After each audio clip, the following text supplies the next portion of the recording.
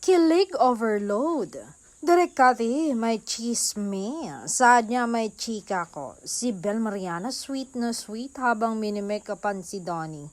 Todo asikaso siya sa kanyang boyfriend na si Donnie habang minimake-upan pa mismo.